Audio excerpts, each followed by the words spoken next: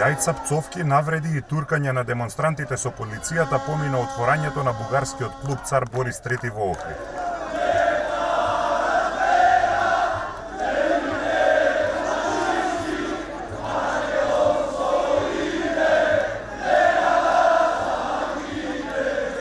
Додека траеше скромната церемонија на отворањето на клубот од 20 на квадратни метри на првиот кат од трговскиот центар Амам во Охрид, неколку стотини граѓани протестираа скандирајќи фашисти и татари, додека членови на здруженијето вееа знаме со ликот на Цар Борис од балконот на трговскиот центар. За насобраните е спорно името на клубот и здруженијето на граѓани кое стои зад него.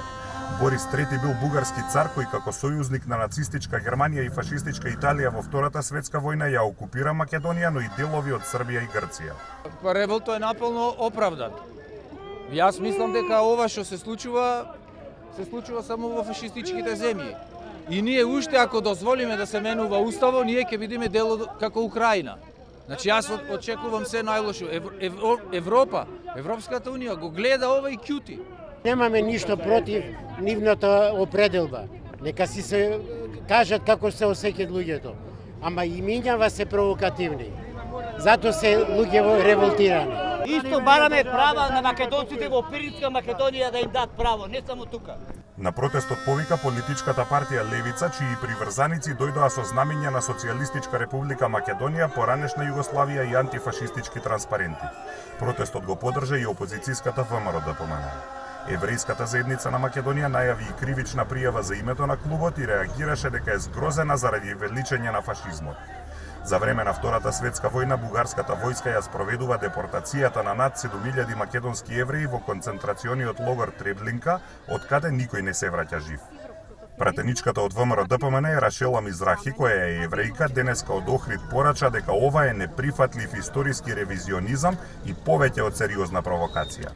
Ова што се случува е силување на македонскиот народ, неговото антифашистичко минато преку наметнување на вредности на Третиот рајх, зацкриени преку злоупотребата на европската звезда.